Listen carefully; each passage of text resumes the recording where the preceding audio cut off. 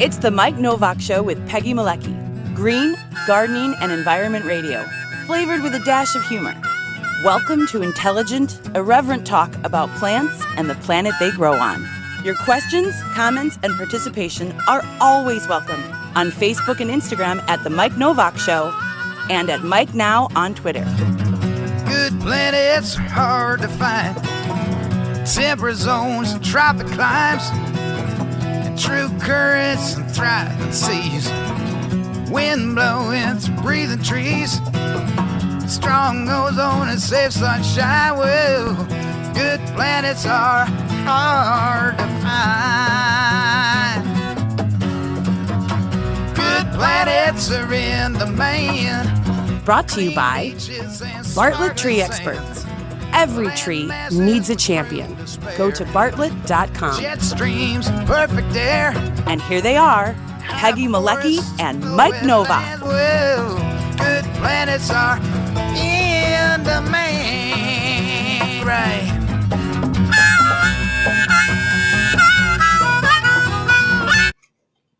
What? No, What? no.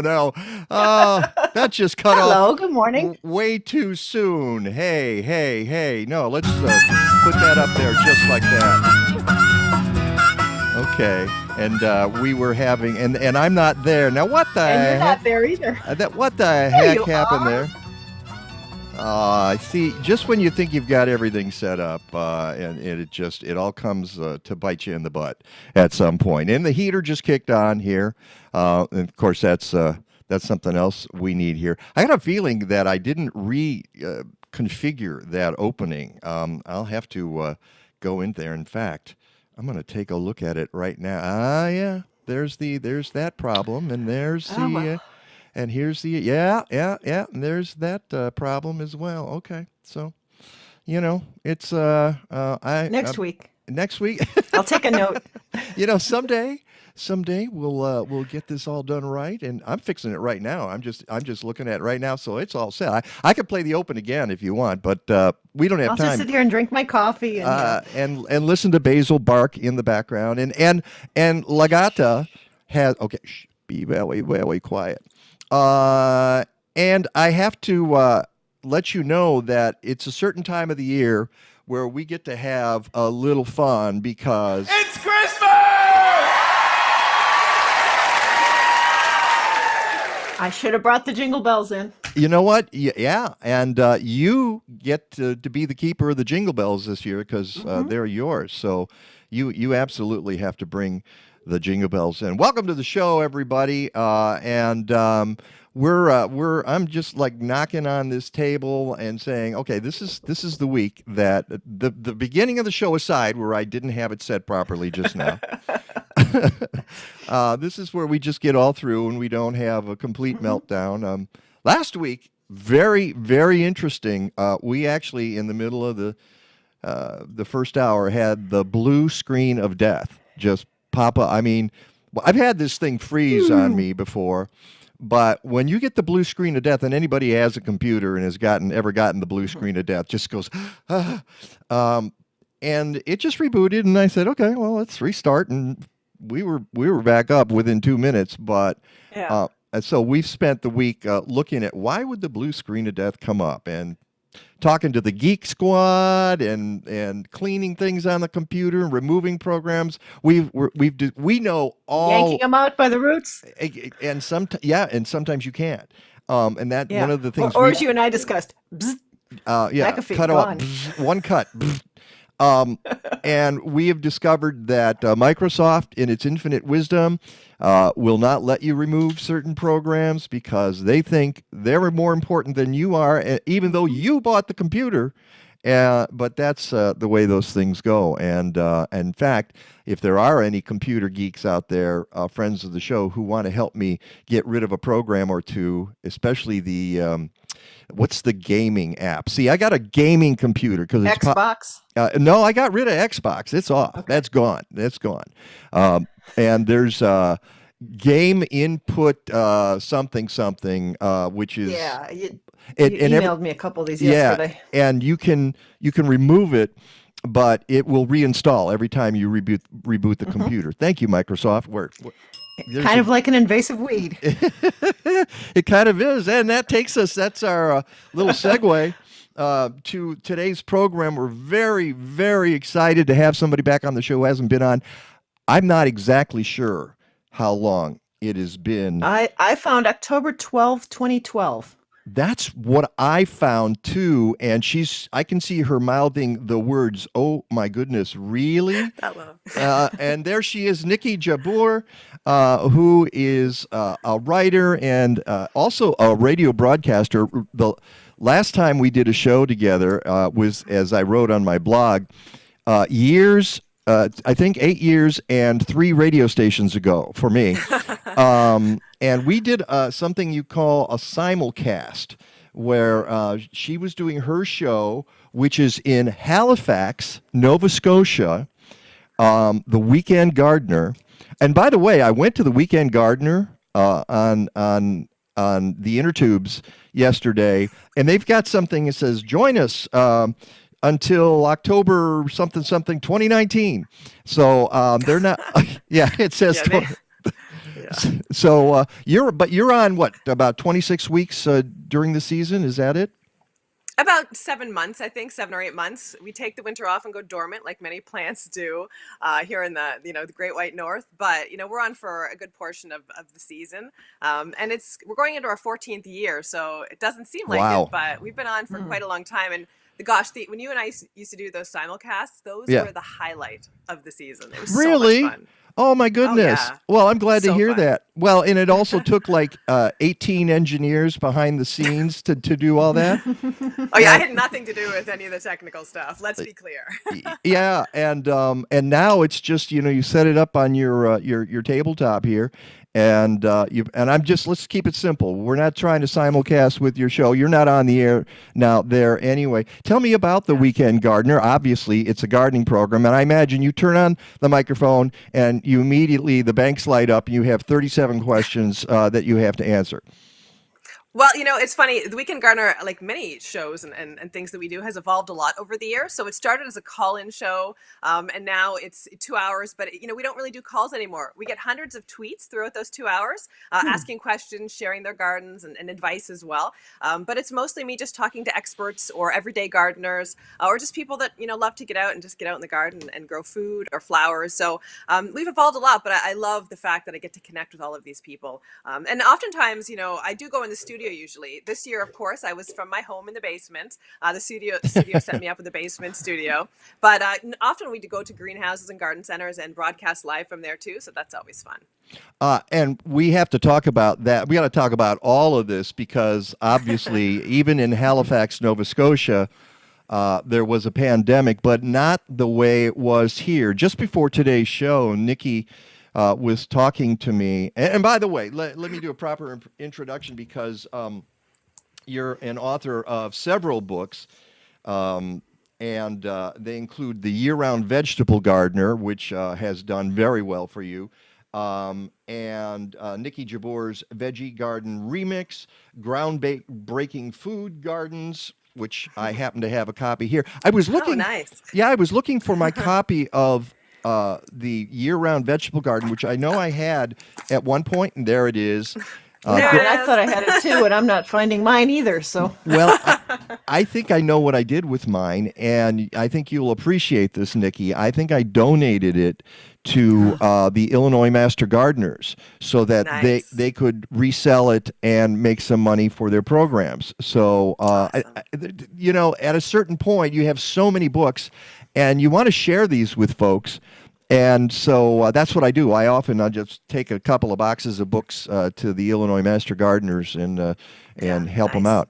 So I wish I had that one here, but I've got a copy of your brand new one, and this is where we do our fabulous little thing here, which is called Growing Undercover.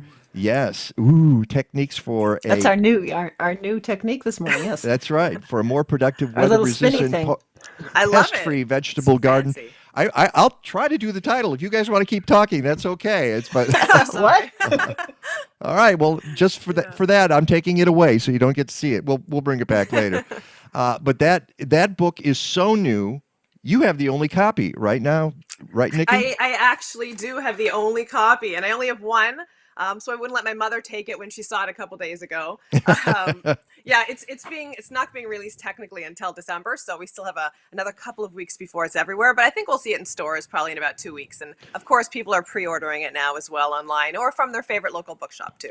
And that's the idea. You want to get it out before the holidays. And again, something that I keep talking about on this show, and we talked about with Dr. Alan Armitage, who was on a few weeks ago, we talked about with Chris Beatties from Grower Talks, is the number of new gardeners, the amazing number of new gardeners during the pandemic year. And your book is exactly what they need, because this is how to grow your own food, especially in climates that are not as favorable to growing all year round. That's kind of what you do. You're the master of all seasons, aren't you, Nikki? I kind of think of myself as an extreme veggie gardener, except for the fact that most of what I do is really easy. And like, I mean, we are late November, and I don't have to do any work in the garden. You know, there's no weeding, there's no like tending these crops. They're just covered, waiting to be harvested. So for me, it's a really lazy, easy way to garden and extend the season. And of course, reduce pests from cabbage worms to flea beetles, as well as deer, which are always in my garden, and rabbits and other pests like that too. Yeah, and it's something that I'm going to have to remind you of later in the show. I want to talk to you about my beets, which are still out in the yard. And Nice. in the next couple of days, we're going to get some freezes here. It's been really late. I mean, we're going into the 1st of December, and I'm still harvesting baby chard and baby kale out there, and I don't have any protections for them. It's just been a really good in autumn. And you're doing the same thing, right, Peggy? My kale's doing wonderful right now. Oh yeah, even my kale in the garden's doing great, and we've had freezes for about 6 weeks on and off. It's just so ridiculously hardy. Chard is not as hardy, but you know, you can harvest kale all winter long in zones really 4 and up with minimal protection. Love kale. Kale is like a superfood and a super veggie, and your friend in the garden. Kale is your friend. Although the thing I discovered this year, and I did not know, and actually I can't even take credit for it. It was Kathleen who planted baby kale and baby chard. I had no idea they even existed, and I'm supposed to, and I've been doing this for 23 years. But she planted them in the indoor garden, and I wish I could, just shoot the camera over that way. We've got our Happy Leaf grow lights there. Nice. And we've got kale and chard and parsley and pak choy and arugula. Beets, you said. Arugula. The beets are outside. Well, we got baby beets in here. Yeah, we're going to have beets, the beet greens here. So it's like you've got microgreens growing indoors right now. Basically, except they're not so micro. We can make a full salad. We're already at the point where we can do a full salad here, which is perfect. It's going to be the perfect timing to make the transition from outside to inside. But later on, I'm going to ask you about whether it's possible to keep the beets going a little longer, and we'll talk about that. But I wanted to get back to the thing we started to chat about right at the top of this, and that is what it's been like in Nova Scotia during the pandemic. And before the show, you were telling me it's been a little bit different from what it's been like in the rest of Canada and especially the United States. Yeah, I mean, it's everywhere, of course. It's spread globally to every country and every corner of the world. And we shut down early. We shut down our borders, and people stayed home for a good long time, really. It was probably close to 2 months that people just stuck to public health orders. And so we had the first wave, and then it passed. And, we had a mask mandate. The 4 maritime provinces bubbled together, which means we could travel between the borders without, needing to self-isolate. But other than that, if you came from anywhere else, you had to isolate for 2 weeks. So that bubble has now popped because we had a normal summer pretty much and a normal fall. But, we do have masks everywhere we go, which is, looks a little dystopian, but it has certainly helped prevent the spread of the COVID-19. So now that our bubble has popped because we have a few dozen cases back again, people are being more mindful, staying home. And of course, again, the masks, hand sanitizing, all that. So we've had, pretty much a normal existence for months, which has been great.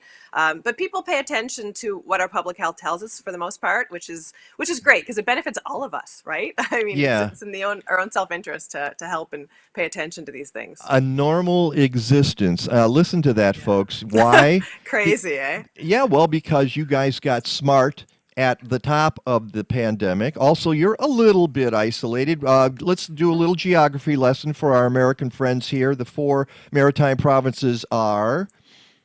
Yeah, Nova Scotia, where I am, which is about 1 million people. New Brunswick, which is also borders Quebec and Maine.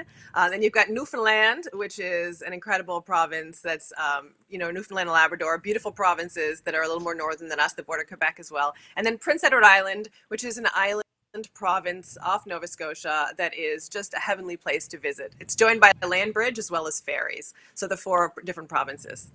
Fantastic. And you guys were smart. I wish we could figure out how to be smart down here, but it's so interesting to hear the different stories. And so one of the things that happened, as I mentioned, is a bunch of people this year in America, in the United States, probably in Canada as well, probably elsewhere in the world, started thinking about growing food as not as a hobby, but as something serious, something that might someday be really important for them, which is where your brand new book comes in, Growing Undercover, Techniques for a More Productive, Weather-Resistant, Pest-Free Vegetable Garden. And this is not something new to you. All of your gardens in the past have been about, I'm glad you called it extreme gardening, because I was gonna do that, and I thought, well, am I insulting her by calling it extreme gardening? No, my gosh. Yeah. So tell us why you're doing this book. How is it different from the books you've done in the past, since you've covered this territory before? Yeah, I mean, so the Year-Round Vegetable Garden came out, I can't believe it, 10 years ago. Wow. Although it's still, given the pandemic and people wanting to grow food, it's certainly been at the top of the book-selling charts, which I'm super grateful for. And when I wrote that book, I thought, is anybody going to want to hear about the crazy things I do here in terms of extending my season for winter, cold frames, mini hoop tunnels? But yeah, they did, which was fantastic to see there's so many like-minded gardeners. And so Growing Undercover basically builds on that foundation. It's all the things I've been doing the past 10 years. I've added a polytunnel, which is a really comfortable walk-in growing space. And then I talked about, how do you grow food in a space like a tunnel or a greenhouse or a dome, as well as different types of cold frames and different types of tunnels I'm using as well, mini tunnels. So there's a lot that's new in this book for sure. It's all the stuff I've been doing the past decade. But, like a lot of gardeners, I feel there's also not only a garden boom, but also a greenhouse boom. So many people in my own province, across Canada, across the US, have put in structures this year. Little backyard DIY greenhouses. They've ordered hoop tunnels. They're doing domes. There's a lot of people growing undercover. So I wanted to teach them, how do you grow cucumbers undercover? How do you grow them vertically in a greenhouse? How can you grow more food using these simple structures? And, all the things you need to think about, from irrigation and ventilation. And, in my own backyard, my garden is completely solar powered. I don't have any heat. I don't add fans and things like that. So I rely on solar energy. And me opening doors and windows and rolling up the sides of my structure. So it doesn't have to cost a lot of money, but it can be a really effective way to boost production, grow healthier plants, and just, and have more space to grow food. I think a lot of folks are going to, I'm glad you said it doesn't have to cost a lot of money, because as I was reading the book, and by the way, your polytunnel seems to be the place you live in the winter. Mostly true, yes. And the area there for drinking your tea and everything. Why don't you? I do, and it's funny, during the pandemic when we were all locked down for that first section of the time, like my kids they took all my straw bales that I had in the shed, and they built like beds up there and like couches out of straw bales and covered them with blankets, and they would be up there, Wow. with their earphones in, texting their friends, because it might be freezing outside in March or April. But in the polytunnel, it's like 75, 80 degrees Fahrenheit. It's wonderful. So it was a great place to hang out. Why don't you explain to our viewers and listeners exactly what a polytunnel is? How is it different from a greenhouse? How is it different from a hoop house, a row cover? Because you go through all of it. By the way, folks, if you pick up a copy of the book, all of that is explained. And thank you so much for not just saying, oh, well, you can put a hoop house up, and not saying, well, what are you going to construct it of, and how you actually walk people through it, which is very helpful to people like me, who I'm not mechanically inclined at all. So Yeah, explain it what. helps me too. Yeah, well, yeah, You if you've know? got it written down, that's good. And you've had, a lot of practice doing this, so I can tell that you can whip one of these things up in a matter of minutes. So, what is a polytunnel?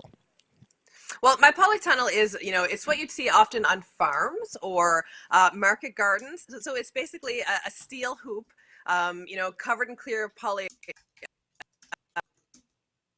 Uh-oh. structure. So Uh-oh. 4 feet down the center, one of those Gothic peaks to shed snow. Okay. Oftentimes, it look more like a half circle. But in my region where we get a lot of snow, I wanted something that would shed the snow pretty quickly so it wouldn't build up. And because I live in Hurricane Alley as well, I wanted something that was really strong. So it gives me a nice, comfortable growing space to work in and grow food. And I mean, I still use my mini hoop tunnels in the garden and cold frames as well. But having a walk-in structure makes, it creates this whole giant microclimate inside my garden and lets me grow food in a way that's really, easy to do, comfortable, plenty of space. But I'll admit, Mike, when we built it and I stood in there for the first time, we've got raised beds in there, and I thought, this is a lot of space. How am I ever going to fill this? Took about 3 days, honestly, and it was filled. And then I you're haven't looking looked for back space since. again. Yeah. I am. I'm like, why didn't I add 2 of these and go, 48 feet long? All right. So let's go back, because you froze for just a second there when you were discussing the difference between the domed and the peaked. Yeah. You have a domed, right? Or do I you have a peaked, a you have a Gothic peaked. arch. I'm sorry, Yeah, the I do, Gothic because arch. Yeah, it sheds snow really well. Yeah. And I think I live in a suburban area. It's in my backyard, but it's still kind of visible from the road. I want it to look beautiful. A lot of people would prefer to have a glass greenhouse or polycarbonate greenhouse. And heck, I'd love a glass greenhouse, but it's going to cost you probably 30 or 40 times as much than a polytunnel per square foot. So, I wanted something that was affordable, that didn't cost a whole lot of money. Mine was less than a couple $1,000s, but is going to give me a huge crop of food every year, probably for 30 or 40 years. So, you can take your budget obviously into consideration. You have to take your land into consideration as well. You need to have a sunny space away from trees or structures that maybe are going to cast shade or potentially fall on branches on top of your structures as well. So there's a lot of considerations to take into account when you're thinking about what you should build. And of course, as you guys probably know, domes are popular too, geodesic domes. They're smaller footprint, but they certainly shed wind and snow very well, and they capture lots of solar energy. So there's a lot of different types of structures you can DIY or buy now as kits. All right, And one thing we found around here is some of the municipalities Yeah. will or won't a good allow point. those We structures. we have Yeah. discussed on our show now for about 3 years a woman in one of the suburbs of Chicago, Elmhurst, who created a poly A hoop house a hoop house, or a but polytunnel. polytunnel. I was thinking, what's the second word? There's polytunnel. It's really a polytunnel in the way that Nikki explains it, and it was 9 feet tall, and I forget how wide. It was done to the standards of the municipality, what they deemed proper, and then the municipality came by and said, no, you got to take it down. And they were growing food in it, of course, over the winter, like you do. And she's been fighting this battle against this municipality. City of Elmhurst, get your act together, please. Hashtag hoopla, as someone just posted. Hashtag hoopla. Oh yeah, I forgot. I've got to get on That's good. And so, as you say in the book, and you mention it a number of times, check with your local laws. What does the municipality allow, and even if they do allow it, as she found out, our friend Nicole Virgil, sometimes you can get sucker punched after you've put the thing up, even though there are other structures in the city, much like that one. She has been singled out for various reasons. So Very strange. it is. Yeah, and of course, too, not only could it be your municipality, the bylaws there, but maybe even your neighborhood itself has certain bylaws of how your property has to look. Now, listen, in this day and age, and in a pandemic, I don't want anybody telling me that I can't grow food on my property. But Nobody it is does. important before you. right? Before you put up a structure to look into that. But yeah, I mean, I share this food with the neighborhood, with my family, friends, food banks. So we grow a lot of food, and it's something I think we should all be allowed to do in our properties. I think so too, and this is something looking back at when you were on in 2012. I was looking at the blog, and among the things we talked about, and I feel very strongly about this.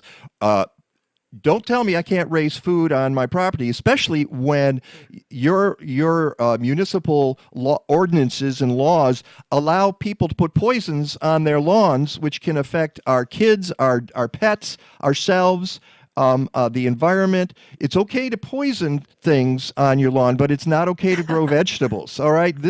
What's wrong with this picture is what I want to say. Well, I'm happy to say Nova Scotia is a province where you're not allowed, can't go by weed and feed anymore.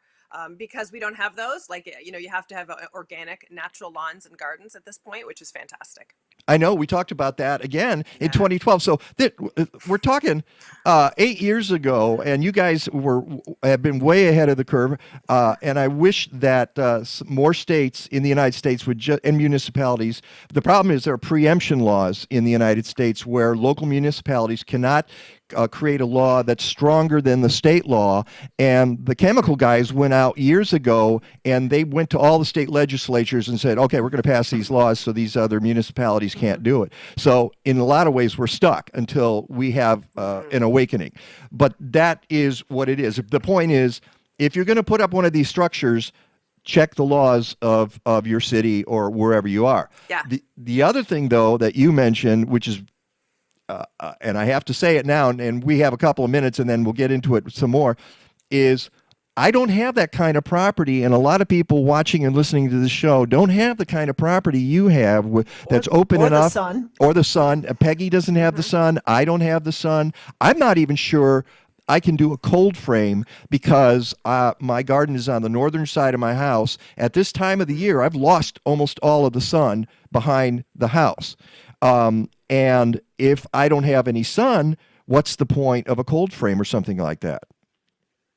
Well, if you don't have sun, I certainly wouldn't advise putting a food garden site anyway. There are certain vegetables and herbs that can grow in less light, mostly leafy greens, as well as certain crops like the beets you mentioned earlier. They do okay in partial shade. But, that's where we then look to other parts of our property, front yards or even growing in containers. And you can use certain covers in containers as well to extend your season for sure. Or putting a raised bed in your front yard if you have more sun there, which could be then topped with a mini hoop tunnel or a cold frame in the cold season. Or even, in summertime, I use covers as well to grow more food. Shade cloths, row covers to cast shade as well, help keep soil more moist and help me, plant my succession crops that I'll eventually eat in fall and winter as well. So, covers can be for fall, winter, spring when it's still cold, as well as for the hot season in summer. Okay. All right. Let's keep that in mind. I may get to specifics, but again, the point that Peggy and I want to make is not everybody has the perfect space to do this, and even in the winter, it can be a lot harder depending on the angle of the sun. In the summer, as you say, you can use some of this stuff to put together your garden and protect your plants. That is Niki Jabbour, as you can see on the screen, author of Growing Undercover. Your comments are welcome. I know Peggy's staffing the Restream chat, and anywhere on Facebook or Twitter or YouTube. Periscope YouTube, yeah. You chat, it shows up on the one screen, and we'll try to answer a question. Get your questions in right now, and Niki will answer. We need to take a short break. And we do have a couple comments when we get back, too. When we get back. It's the Mike Nowak Show with Peggy Malecki, and we shall return.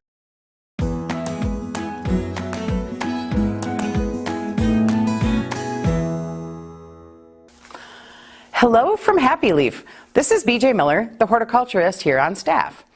Now that we've put away our gardens for the winter, it's time to start indoor gardening. The best way we can help you be successful with indoor gardening is to provide you with a really great grow light. There are a lot of choices on the market, and it can be extremely confusing to decide what you need. Our goal here at Happy Leaf is to provide you with a light that lasts a very long time and makes your plants really happy. We have several satisfied customers, including our friends Mike Nowak and Peggy Malecki, because we have specifically designed a light that is versatile, it's very effective, and it is extremely simple to use. Our lights are perfect for seed starting, but you can do so much more, especially these months of the winter. You can supply yourself with your own leafy greens and herbs, grow lots of different types of vegetables, keep your small fruit trees thriving, and your houseplants will think you've sent them for a day at the spa.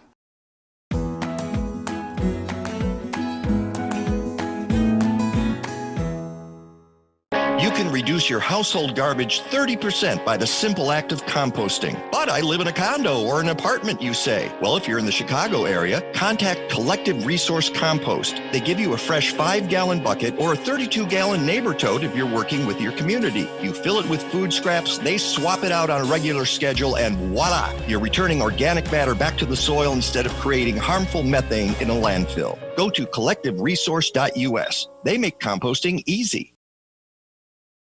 At this time of year, we spend a lot of time indoors with our plants, so help them thrive.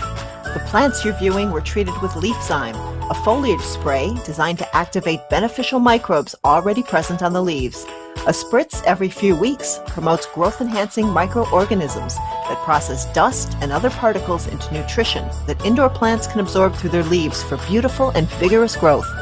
Go to blazing-star.com and check out their BioGarden line for home gardeners.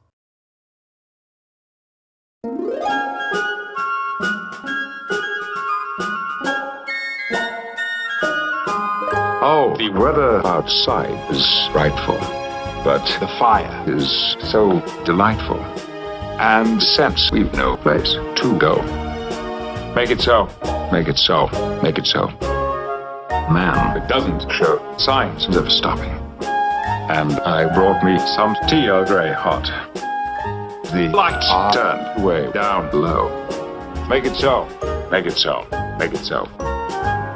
When we finally kiss goodnight. How I hate going out in the storm. But if you... Really? Shut up, Wesley! All the way home, I'll be... Warm. Oh, the fire is slowly dying. And my dear... We're still goodbye, then. But As long as you love me so, make it so. make it so. Make it so.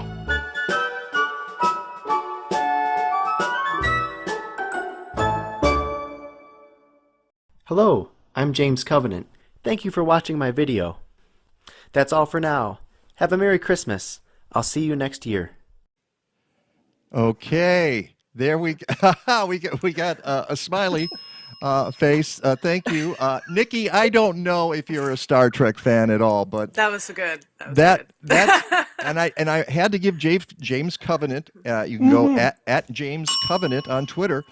And give him his due because I realized I could download the video too, and we've been playing. It's not just the audio anymore. It's not Yay. just the audio anymore. Snappy J Dog is giving a lot of LOLs, and that was great. It's on Periscope here or YouTube. Oh, great! So I'm glad Snappy J Dog loved it. And it okay. Where's the and you're probably wondering how I could do that, and it's because I have an ultimate storage capacity of 800 quadrillion bits. My total linear computational speed has been rated at 60 trillion operations per second. And that's just for starters, okay. And one other thing, although we play, you see it in there, but not this version. We need to play this. Shut up, Wesley! We didn't have the smacks in there, so there you go. Welcome back to the Mike Nowak. See, this is the problem with guests who get on the show during the holiday season, because we start doing this kind of nonsense. I'm glad. And we're talking to Nikki Jabor, author of Growing Undercover. Let's do our little Zoom cube. There you go. And We have a read. Oh, yes. I'll tell you what, let me do this, and then we'll get to some comments and questions that people are asking. about the final event in the Forefront Ideas in Food and Farming series is coming up on Sunday. See, I never remember we got the reads. That's why I've got Peggy there. Said, we got to do this read, okay? The Forefront Ideas in Food and Farming series is coming up on Sunday, December 13th at 1 p.m. Join McHenry County College's Center for Agrarian Learning for Regenerative Agriculture. I'm sure you appreciate this, Nikki. Details of a profitable journey. It explores the key principles of healthy ecosystems and defines ways these strategies can be applied to farms, ranches, and gardens of any size. If you've ever wondered what folks mean when they talk about regenerative agriculture, sign up for this season. Nationally recognized, and of course, just at that moment the screen goes out, nationally recognized North Dakota farmer and rancher Gabe Brown will discuss the 6 consistent principles of healthy ecosystems and describe how you can work with these concepts to cultivate healthy soil, plants, animals, people, and even profits. He'll also share the personal story of how he and his family took a broken and degraded farm and turned it into a land teeming with life. The Forefront sessions are free online via Zoom, but you need to sign up. Go to mchenry.edu/forefront to register and check out upcoming events in December and January and February of 2021. That's mchenry.edu/forefront. Welcome back to the Mike Nowak Show with Peggy Malecki. As I said, we've got Niki Jabbour with us this morning, and we're talking about her new book. Peggy, do you want to get some comments or questions there? Sure. We have a couple. One was a comment that I have a small unheated greenhouse and I use it in the springtime for starting seedlings, but other than that, I don't really know what to do with it. So I presume this is probably, those like a small little backyard ones. Sort of greenhouse. Yeah. I've had those in the past too. I had one of those. Here's the deal. I used to have a dead neighbor. And the house, the house next door, yes, my neighbor died. Okay. And the house was kind of sitting there. And so I had one of these greenhouses, unheated, that you put together and you put the plant, and it was really like 7 feet tall and like 6 feet wide. And a friend had given it to me, and we stuck it. She had a slab of concrete in the back where there either used to be a garage or there was going to be a garage, and it never happened. So there was all this wonderful sun, and we put that thing out, and man, you put your tomatoes in early, you put everything in there early. The problem is my yard, much more shade. I've got trees. Can't, if I put it in, it's just going to kill swaths of plant life in my yard. You have no room for that in your yard. I have no room for that anymore. And I got to tell you, I miss it terribly because those are very helpful, aren't they, Nikki? Yeah, I mean, greenhouse polytunnel, same principle. It's capturing solar energy and creating a microclimate around your plants. So yeah, I use mine in spring to start seedlings, as well as start things like spinach, arugula, lettuce, carrots, beets, all those cold hardy vegetables months earlier. I'm seeding usually in late February for new crops. But then, once the seedlings are out or the first crops are out, in go my tomatoes, cucumbers, peppers, melons. I grow artichokes year round here in Nova Scotia in my greenhouse. So it's a great place to grow these plants. And in the My Polytunnel, I have 2 raised beds, one on each side, and then down the middle it's empty. And I set up just like the fabric planters down there in the summer, and that's where I plant a lot of my tomatoes and climbing crops like cucumbers.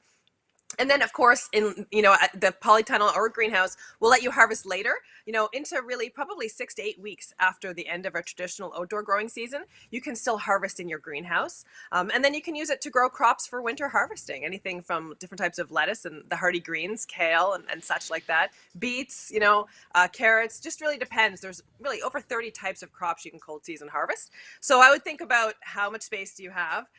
Do you have beds in there, or can you grow in containers? Because you can certainly grow tomatoes, peppers, eggplants, melons, all those in pots in summer as well in there. And then towards the end of the season, bring them out, put something else in there for winter harvesting. I think it's a good point. You mentioned that even in a polytunnel, you can put containers. You don't necessarily have to have it in ground. Did we answer the question at all, Peggy, in that? I guess where I would take that question would be Sorry, I'm getting texted at the same time. I guess the question I would have would be if it's not heated. Mine's not How, heated though. and it's small. Well, what can we do to maybe get that a little bit warmer? You get Well, if into they some want to ways to heat keep it. them warmer with Yeah, lights and I mean, things. it depends what their goals are, I guess. You can use lights to add some heat. Some people would even put a barrel, depending on the size of the structure, a barrel or two of water in there in black plastic containers. And that's like a heat sink, and it's going to absorb some of that heat during the day and release it slowly at night, moderating the temperature a little bit and preventing the really big temperature spikes up and down. So you can do that as well. Some people in their polytunnels or greenhouses, depending again on the size and layout, they'll use gravel or stones like for pathway materials. And again, that will absorb heat during the day and release it slowly at night. So there's a lot of simple things you can do without having to, buy a heater. But it depends on the structure and what you want to grow and what your goals are.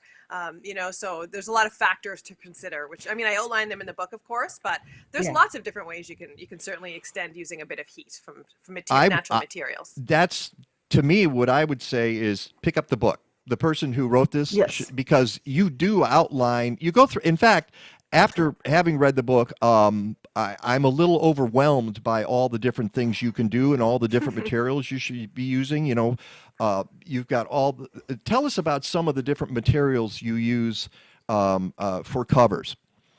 Yeah, because you mentioned row covers earlier on, also remake covers, or, people call them those as well. Just lightweight, almost fabric type covers, and they're very handy. You can use them to protect from frost. You can use them to prevent birds from eating your newly planted pea seeds, for example, or the really lightweight ones, also often called insect barrier fabrics. You can put on top of your kales or other crops in your garden to prevent cabbage worms or flea beetles on your arugula, on your eggplants and tomatoes. And you can actually, because insect barriers let so much light through, as well as air and water, you can leave them on all season long, or over your potatoes to prevent Colorado potato beetle. So some of these can be insect barrier fabrics, and then of course you can even use things like plastic sheeting, polyethylene sheeting. I use them to build mini hoop tunnels, which doesn't take very long, but it's easy to do. You can use larger cold frames, which can be polycarbonate or glass, or made from different materials. The boxes can be made from wood or bricks, or even straw bales. So there's really a lot of ways. You should consider your garden goals, and then you can kind of mix and match the different types of covers that will best help you grow more food and grow a healthier crop that's less bothered by insects and pests. So first I would think about what you want to achieve, and then you can figure out how to get there. It's pretty easy. And as you say, there are different materials like polyethylene, polycarbonate, there are meshes, there are, and they all have specific uses. And what you do is sometimes you swap out during the season. You'll have one totally the problem is you're ready to go. You've got all those materials. If you're just starting this, what would be this is the question that popped into my head. Let's say you're just starting out. You don't have a lot of money. You want to do some sort of row crop protection here. What material is the most versatile? I know they all have different uses, but what would be the most versatile material to start with? I would probably get a row cover, just a medium weight or a lightweight row cover, Made which of, you can buy online. Made of what? It's made of like a fabricy white gauzy spun material. It's a spun thing. Okay. Yeah, polypropylene, and it's very. You can get them in different grades, but just an all-purpose lightweight one. Allows about 85% of the light through, so it's not gonna. If you put them over your plants for a couple weeks, it's not really gonna delay growth, but it'll protect from frost and cold weather. Or you can use it in the summertime, floated on wire hoops as well, to cast some shade as you're planting carrots for fall, or trying to establish a summer planting of lettuce, for example, or delay bolting of your lettuce or your spinach or your arugula in late spring when the temperature starts to heat up. A little bit of shade will help extend the season in summer too. So I would start with a row cover, and then you can start with 9-gauge wire hoops, or you could get PVC piping and bend it over top of your beds, or you can even just lay row cover directly on top of your plants as well. But it looks more tidy, I think, if you float them on some type of hoop, but it's just going to depend on your goals again. Yeah. And you can buy it in a kit, or you can, if you just want something simple, as you said, if I can name the company, Gardener Supply has a ton of options. But if you go to a greenhouse megastore or something, you can get everything separately, or even at your local hardware store. Yeah, and that's a great point because often I just buy them separately, and that way I can kind of mix and match and move them around. But you can buy pre-made mini hoop tunnels as well with the hoops already in there, and just stretch them like an accordion over your beds, plop them down. It's very easy to do. So it just depends. If you don't have a lot of time, I mean, it takes me just minutes to make a mini hoop tunnel, but some people appreciate the convenience of one that's already created. Whereas I like to, from Gardener Supplies, you mentioned, I bought their wire hoops, which you bend to the size that you want to fit your bed space, and then cover it with a simple mini hoop or a simple piece of row cover that they have, and you've got an instant mini hoop tunnel. I still have those in the garden right now, covering baby kale crops that I'm harvesting all winter long. Wow, I wish I could harvest baby kale crops all winter long from my outdoor, but that's okay. I got some inside. I have. Now, there you go. That's good. I liked one comment you made in there about the hoops. I think you were saying take rebar, or PVC maybe, or 9-gauge wire. But it was the PVC, but to attach it in the ground, that you weren't actually driving the PVC in the ground. That you had a stake and then you put it over. You put it over the rebar, right? A 1 foot tall rebar stake. Yeah. Yeah, which there are various ways that you secure things, and it depends again what kind of weather conditions you expect and what kind of setup you have. Can you and you talk about PVC, you talk about conduit. And you keep using the word simple. Conduit and a bender, simple. A conduit and a bender. Yeah, but you might have done that, Peggy. I've never done conduit and a bender. I've gone on you can use PVC a bender, conduit and not use a bender. How do you There's bend? different types. But PVC you can bend kind of yourself, right? Whereas there's different types of conduit. So PVC conduit, it's about $4 from your 1/2-inch PVC conduit from your local, hardware store or home improvement center. And I just bend those over top the beds. It's a really quick, easy way. If you have like an in-ground garden where you don't have raised beds, you can use the 1 foot long rebar stakes, pound them in the ground, and then slip the end of the PVC on top of that to anchor it really well into your garden. If you have raised beds, which is basically what I'm using now, you don't really need the stakes so much because just, the beds themselves will hold that in place and prevent them from popping up. But, if you want to up your garden game and you live in a cold climate like me where you get a lot of snow, you can get metal hoops. And so I'll buy the 1/2-inch diameter metal conduit, which is about $8 a piece. And then I have a metal bender, which costs about, I think, around $69. But if you have a garden club, or part of a garden club or an urban farm or an urban garden, often, here in Nova Scotia anyway, they'll buy one. And then everybody can use them to make their own hoops. It takes about a minute to bend a piece of metal conduit into a hoop. And it is such a strong hoop. It's been a game changer for me in terms of winter and snow load over my garden bed. So, it's far cheaper than building a large greenhouse, for example. I mean, it only costs, maybe $30 to build a mini hoop tunnel once you have the bender. And those metal hoops are going to do you for the next, 500 years. So you don't have to worry about spending that money every single year, too. It sounds to me from what you're saying that it's even possible to do an ad hoc hoop structure pretty quickly if you have the right kind of wire and you bend it over your bed, and then you can even just clip as you talk about tips for clipping on fabric so that it doesn't get damaged, because that's the main problem you're worrying about is dirt on and blocking the sunlight, but also damage to the fabric so that you can continue to use it for several years. Yeah, and fabric usually, depending how you decide to clip. Some people use garden stakes, like the little U metal type stakes, and slip them through their fabric, and that pokes a hole in it. So you're reducing the life of your fabric. I usually get around anywhere from 4 to 6 years from my fabric, and I try to be careful with it. And same with polyethylene sheeting. Like I use greenhouse polyethylene, and that lasts about 6 years or so. But if you're going to use something really inexpensive, like some people will just use, when you're painting your home or inside your home, and you can buy just a plastic sheeting. It's very thin, but it doesn't really last that long. It tears very easily, and it breaks down with UV rays from the sun really quickly. So that's just a one-season type of material. So if I'm going to invest in a plastic for my garden, because I don't want to use plastic, if I can help it. I don't use a lot of plastic. Right? So I'm going to buy something that's going to last for years, that I can use in many different ways, and that's not going to break down really quickly. That way it's not disposable plastic. But you can also use the row covers as well, and most of those will last several years easily. With you mentioned you can wash. Care. Yeah, you can wash them. I didn't realize you could wash them. Well, hang them over a fence and hose them off.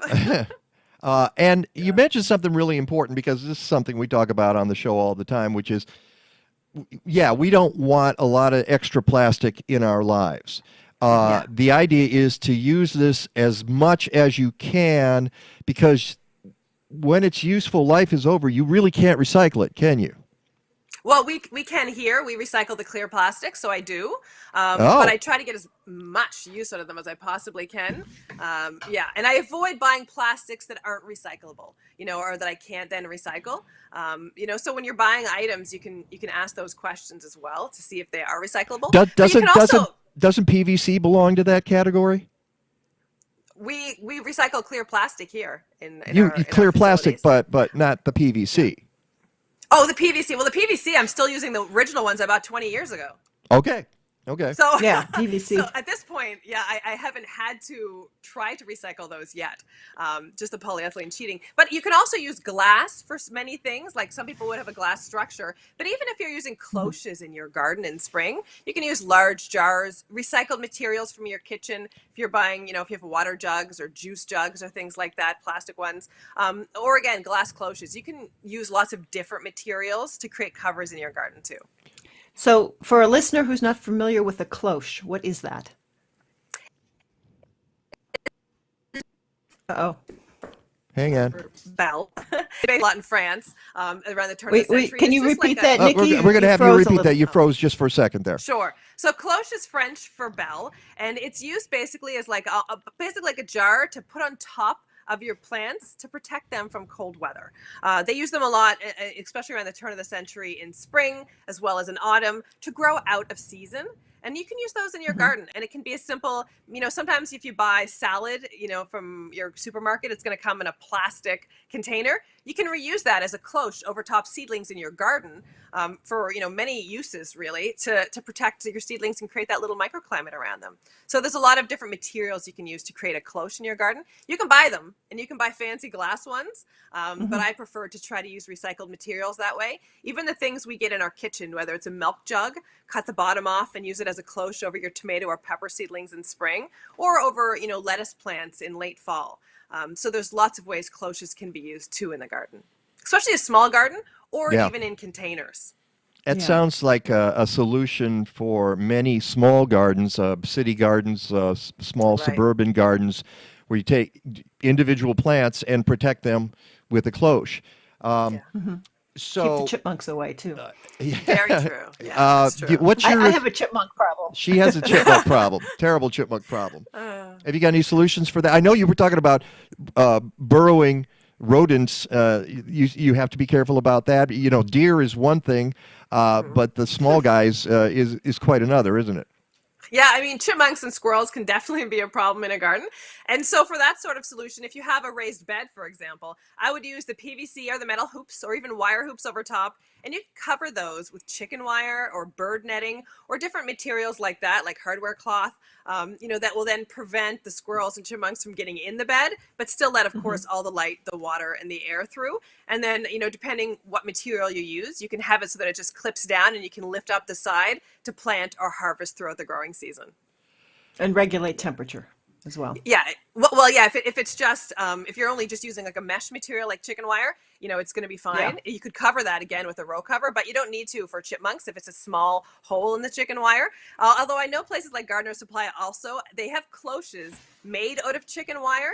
So you can pop those over top your individual plants as well to prevent even like your pet dog. Sometimes people are like, how can I keep my dog from eating my plants? You can use them for that as well. Or chickens. If you have chickens in your garden, you don't want them eating everything. You can use chicken wire to create little barriers to prevent them from getting your tomatoes or your cucumbers or your lettuces. Why do you think they call it chicken wire? Exactly, right? Listen, people ask me that sometimes, okay? I'll bet. I need chipmunk wire. Really. And your response, of course, is... Shut up, Wesley. I need that on my radio show. I'm gonna steal that from you. We'll loan it to you. It's taken me 2 months to get comfortable doing the sound effects on this show. So it's great you have engineers there.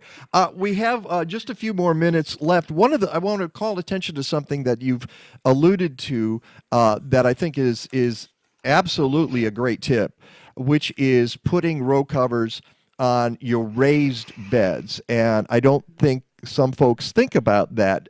You're already ahead of the game with a raised bed for a number of reasons. You control the soil, you control the height, you're not bending, you control the weeds, it warms up faster in the spring, and you can control it even more if you put a hoop over it and some sort of fabric. Talk about that just a little bit.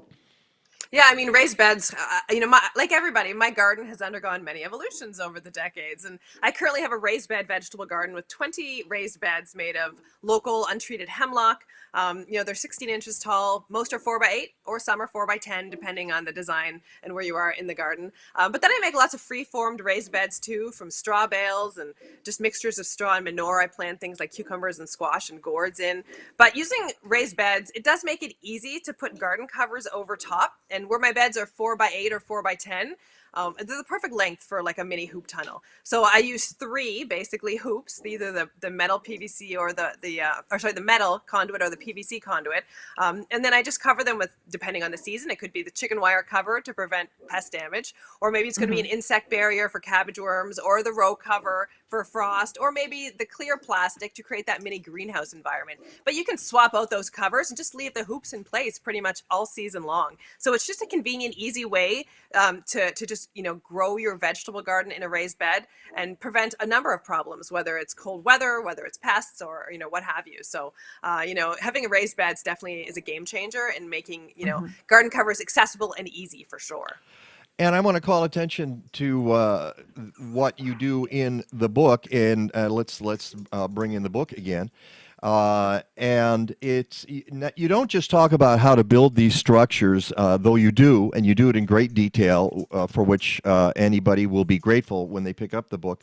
But you talk about how to take care of your favorite vegetables as well within those structures. And you go through, here's just a partial list: artichoke, arugula, beans, beets, broccoli and cauliflower, cabbage and Chinese cabbage, cucumbers, eggplant, fennel, kale and collards, lettuce, melons, peas, peppers, radishes, turnips, scallions, spinach, squash, Swiss chard, and of course, everybody's favorite, tomatoes.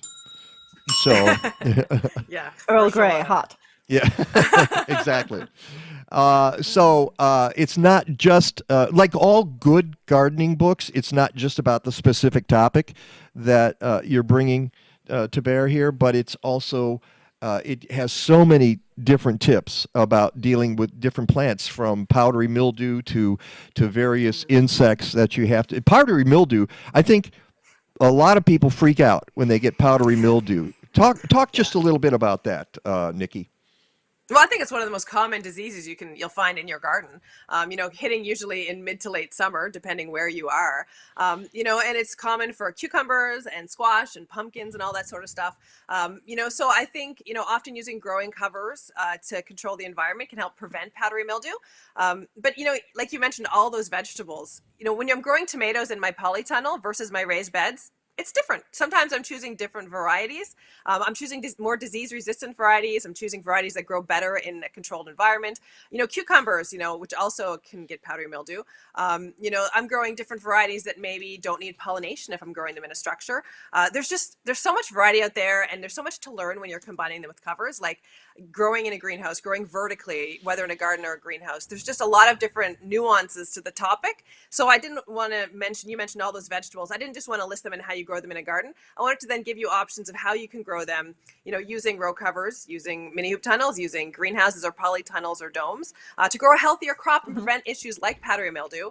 Because it's not just about the insects we've mentioned and the pests like the chipmunks and squirrels. It's about disease reduction and prevention too. Yeah. Nikki Jabor, this has been fantastic. We can't wait 8 years the next time before we do this again. And if folks want to pick up a copy of the book, I've got a link on my blog post. Go to mikenovak.net, and it takes you to story.com, which is your publisher. But is there another link you'd like them to use? I mean, that's great. Story.com will send you to all the different links you want. Also on my website, savvygardening.com, there's a link about books there as well, the books that I've written, as well as my partners at Savvy Gardening have written too.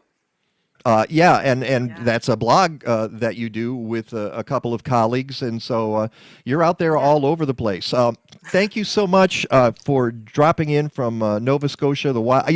It's time for me to visit Nova Scotia, I think, but Yes, after the I need to pandemic, get back. Yes. you've been there. You've been here. Yeah, please come back. Good Love for to you. have you.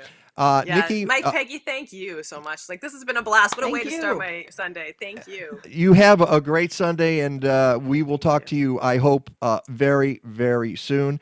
It's the Mike. Happy holidays. Oh, yes. And Same to you. Yeah, same to you guys. and have a good one, and I hope the book sales are strong. That's what I'm hoping. All right, take care. Thank you so much. It's the Mike Nowak Show with Peggy Malecki. We're talking to advocates from urban agriculture next. Please stick around.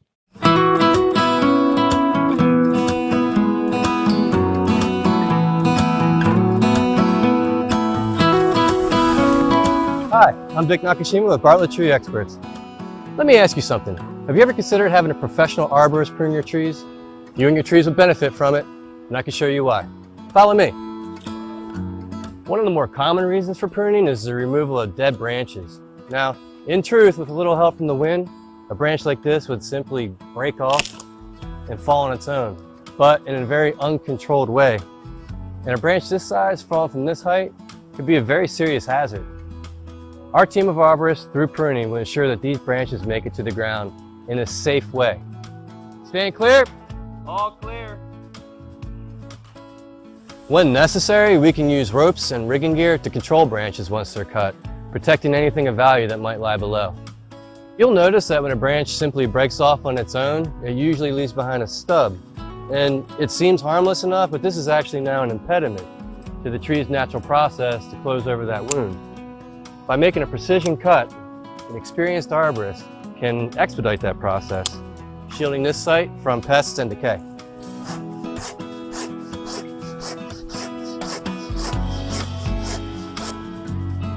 When these lateral branches grow too long, they can actually become too heavy and break. But we know how to prune to reduce the weight and almost eliminate this risk. And we can also prune them to make sure that they don't contact your house, while still keeping the tree's health and beauty intact. Stand clear? All clear.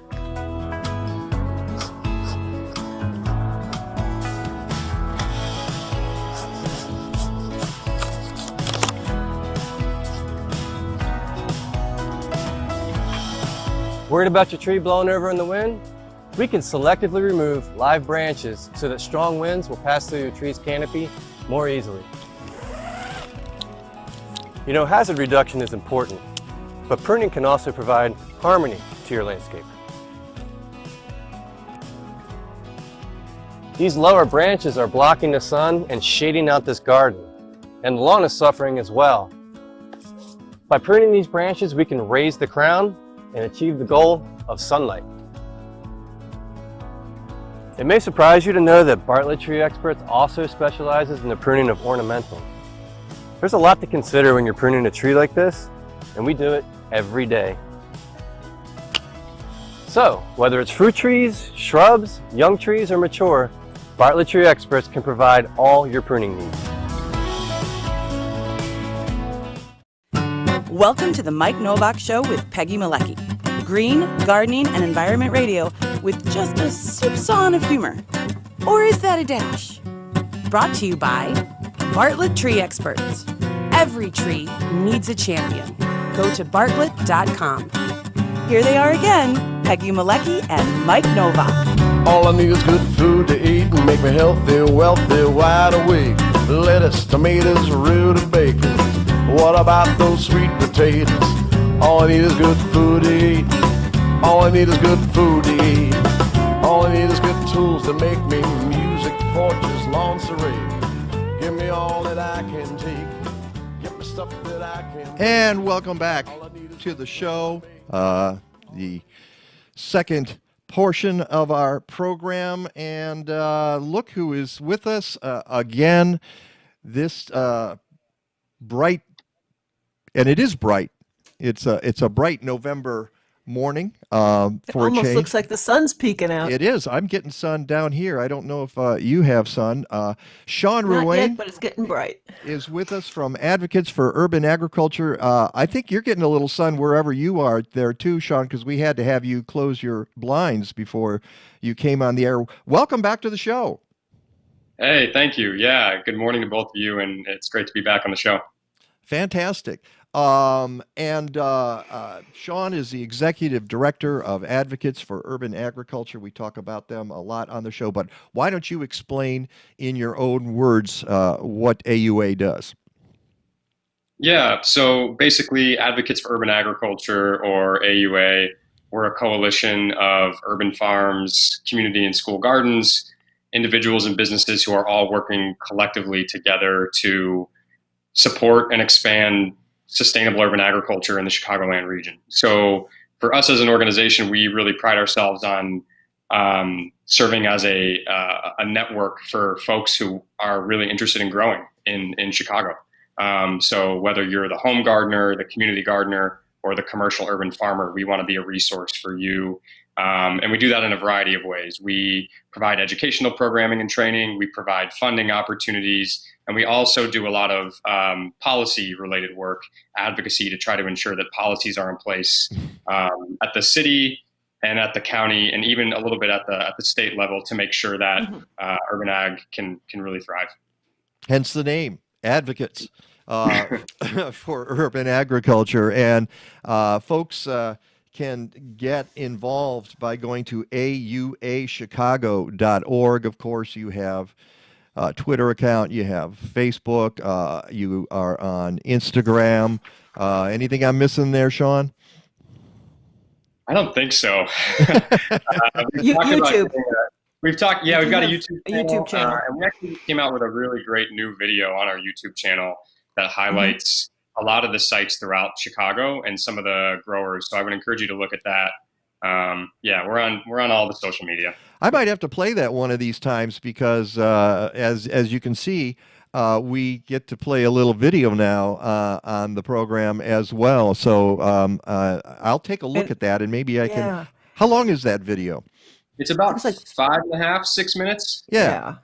But what was interesting was we've had several of those gardeners on the show. Several have entered Chicago Excellence in Gardening Awards. Yeah. We tried to, in that video, we tried to, highlight folks who represented a wide range of growing in the city. So every major region in Chicago is represented in terms of Southwest, North, Southwest, East Side, and then also just different types of growers, from the community gardener to the commercial farmer. Right. So that's what I like. It's a big umbrella for you guys. And as Peggy alluded to, you are a partner with the Mike Nowak Show, with Peggy Malecki, with Natural Awakening Chicago, with Illinois Extension, with Shed Aquarium in the Chicago Excellence in Gardening Awards. And by the way, any of you people who happen to pick up an award this year, they're going out this week, right, Peggy? Right. We're sending out the certificates and checks to folks who won cash prizes. We managed to do we couldn't go out judge gardens in person this year because of the pandemic, so we had people send in 1-minute videos, and we had. I haven't looked at the numbers now, but at the time we finished the contest, more than 13,000 views of the videos that folks had sent in. Yeah, it was kind of ad hoc, but in the end, really fun, and a lot of people participated. City Grange is sending out certificates to our participants as well. And MWRD is sending out rain barrels to a few. Right, MWRD donated some rain barrels, and so you guys stand by. You're going to get your award soon, and we're so pleased that AUA has been a partner in that. And next year, Sean, I'm counting on us being able to go back out. I hope so. I hope by summer. Yeah. Everybody, fingers crossed. And that's fantastic that you all were able to still, move forward with the awards and just change the way that you evaluated. You were saying that it was kind of ad hoc. I was just kind of thinking to myself, hasn't everything been ad hoc in 20? I mean, every bit of work we've done this year, we had plans in January and February, and they all went out the window. But we're all here and still standing. Yeah. Well, and what we should mention is that this is your first year as executive director. This has really been a baptism of fire for you, hasn't it?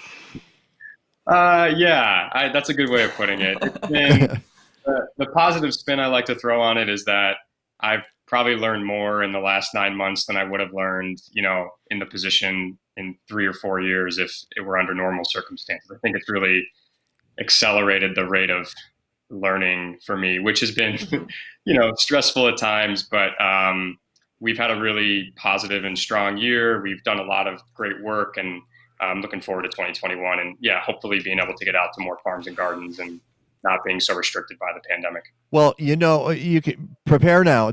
We're going to get off to a slow start, and I can predict that people are going to be itching to get out. So I'm hoping that by the time we hit April, which is really the start of the growing season, we have some protection, some kind of vaccine, and some way for people to do that. That's probably pushing it.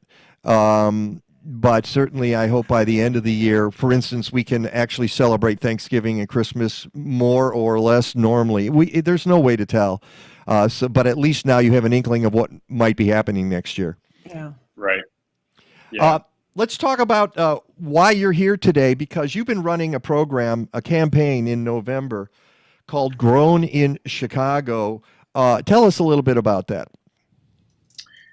Yeah, so the Grown in Chicago campaign is a campaign that we've been running for the last month now. And really the goal is just to highlight a number of different growers throughout the city and just highlight their amazing work. We've been doing a lot of that on our social media pages, just trying to get people more familiar with, I think people don't realize how many active growers there are in the Chicagoland region, urban farmers, community gardeners, and then maybe, your home and residential growers as well. So part of the campaign has really been just highlighting that amazing work that's being done around the city. And then in terms of the AUA side of things, we've launched a number of new programs this year, whether it's our Farmer to Farmer mentorship program, the Good Practices for Growing in Chicago assessment tool, which is a tool designed to help urban farms and community gardens look at kind of how they're doing in terms of executing best practices, both for their business and agriculturally. And then, if they need some kind of support in terms of improving their marketing or improving their crop rotation or whatever it might be, there's a series of resources that can connect them to that support. So that's another program that we launched this year. And then our granting programs was a big part of our work in 2020. Yeah. We granted out over $200,000 to urban farms and community gardens in the Chicagoland region. That's more than I see. Excuse me. That's more than I saw when I went online. It said $120,000, but you're over 200,000. Yeah. So just this past week, we as part of our capacity building grant, we granted out $85,000 to help urban businesses build their capacity, for those businesses who are really ready to take that next step and grow either their programming or scale up. So we just announced those this past week, and we'll be coming out with more information in the coming weeks. But yeah, that puts us just a little bit over $200,000, which we're really excited about, and just grateful. Yeah, grateful to all the people who made that possible for us. Our donors and our team at AUA, our board, just a lot of people that did a heck of a lot of work. That's fantastic. And you talk about being ad hoc. This is not something that you guys thought you were going to be doing at the beginning of the year, and yet it turned out to be really crucial, and you stepped up, and your supporters stepped up, and you were able to dole out $200,000 to keep these operations going. And Peggy and I in a few minutes are going to be talking about what we're seeing around the country, which is people out of work, people hungry. We have more hungry people in America than we have in way too long. And this is how they keep going. This is partly how they keep going. So you've done all that stuff this week. And so for the month of November, you've been trying to get people to chip in a little more and perhaps win some valuable raffle items. Tell us about that. Yeah, so, basically, if you are somebody that, like I said at the beginning, we're really an organization that is working hard to support and to expand sustainable urban agriculture in the Chicagoland region. And a lot of these new programs and initiatives that I just mentioned are really helping to do that. We're getting a lot of positive feedback from our community saying, this has helped us tremendously. We're so grateful for these programs. Part of this campaign is to raise support for those programs, financial support, right? So we would invite, if you're listening today, to consider it. And all of the money raised during this campaign will go directly to support those programs, farmer-to-farmer mentorship, good practices for growing in Chicago, or our granting programs. And I think the other part of the campaign is just spreading that awareness and helping people to understand that there are so many amazing growers, there are so many amazing initiatives happening in our city that, if you want to get plugged in, if you want to get involved, one of the things that we've seen is this year with the pandemic and people having to stay inside more, that there's a renewed hunger and a renewed interest in getting outside, getting involved in these types of projects, learning how to grow your own food, right? There's a huge amount of power in knowing how to grow your own food. So we want people to know about this work that's being done. With the raffle items, that's the last thing I'll mention. For every $25 that's donated, you enter yourself into a raffle to win a variety of different items that are all from local farm and food businesses. So you mentioned City Grange. We have a gift card from City Grange. You mentioned MWRD. We're raffling off rain barrels from MWRD. So we were thinking alike this year. Yeah, I saw there was some honey up there and some other products. And brewskis are up there as well, right? We've got a beer package. We've got honey from the Hive Supply. We've got a farm-to-table dinner from Big Delicious Planets, a food basket, a CSA from Urban Shelley's. So lots of good raffle items, and it's only a $25 donation, and you're automatically entered. Really, and so that's the great thing. Now, tomorrow's the last day, and that's why I wanted to have you on today, Sean, so people can donate today, they can donate tomorrow. It's $25. This has been such a hard year for people.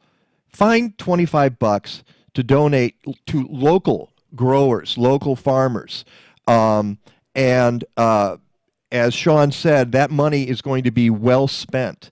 And in addition, you might get some wonderful raffle prize. It might be well worth your while to do it. But even if you can't, or even if you don't win, the idea that you could donate $25 and it goes to such a good cause, I think is a great jumpstart to your holiday. And that's what Peggy and I are going to be encouraging people to do, is think differently. Think differently for the holidays. How can you help others if you're doing okay? Now, again, there are a lot of people who are not doing okay, and my heart goes out to them. But if you're doing relatively okay, let's help some people who need the help. And so this ends tomorrow. What they have, till midnight tomorrow? Is that it, Sean? It actually runs through Tuesday. Oh, so okay. I think we need to update maybe the site, because I was looking at it today and saw it says 1 day left. But it runs, so Tuesday is Giving Tuesday. Yeah. Which, for those who aren't familiar with Giving Tuesday, it's basically we've got Black Friday and all these other days, and so Giving Tuesday is a way for you to support nonprofit organizations and community-driven organizations that are great work. So it's it runs through midnight on Giving Tuesday. Great. Please check out, if you go to auachicago.org, it's the first thing that pops up on our website. You can't miss it. And like Mike said, it's a great way to support your local farmers and community gardeners. I thought it was a little... Oh, go ahead, Peggy. I was going to say, we've put that link up in Restream, so it's hitting all the channels. Great. And do it today. Just get it done. Just send them $25 right now. Finish the show, or if you can multitask, do that.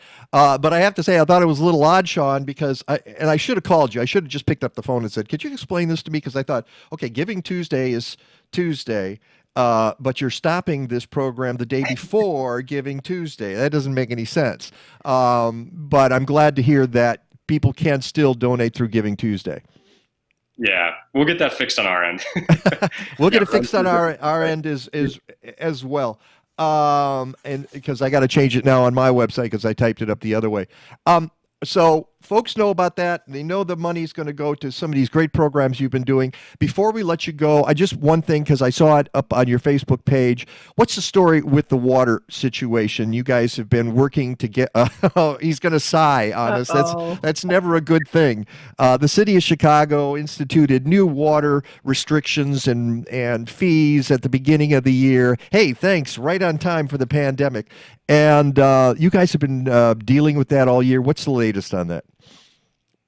Yeah, what I'll share is we right now are making some good progress. So we've been working in coalition with a number of other organizations who I'm sure you've probably had on this show before, Neighbor Space, Chicago Food Policy Action Council, Grow Greater Inglewood, to try to really work together on a solution that's going to work for everybody. And we're also, it's not just us. We're talking regularly with folks from the city.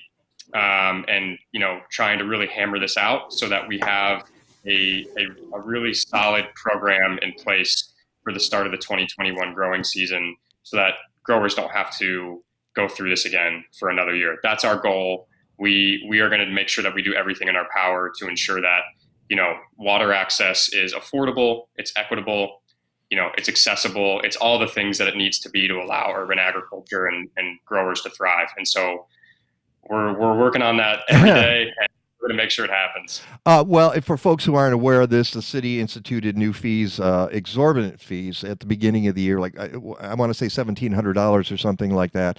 And it sort of caught people flat-footed. A lot of community gardens said, we can't afford that. And this was to tap into a hydrant, what they used to tap into for $50 or something like that in the past, or whatever it was. I mean, it just went from A to Q, and instead of A to B in terms of ramping up. Is that more or less accurate, Sean? Yeah, I think that was the biggest challenge, was that a lot of changes were made and they weren't ever clearly communicated, and so it caught a lot of people off guard.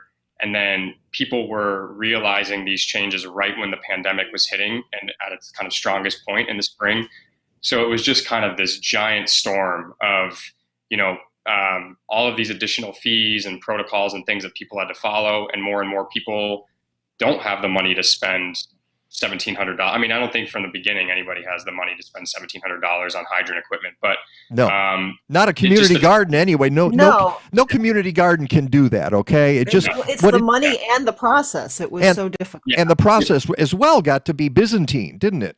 Yeah, it really did. So the good news is now that we've gotten through the year, we do have these winter months to really kind of try to work all of this out and make sure that a process is in place that doesn't put those costs onto growers, right? We don't want growers spending $1,700. I think at a maximum, if we can keep them in the, $50 to maybe a little bit over $100 range, that's really what we're shooting for.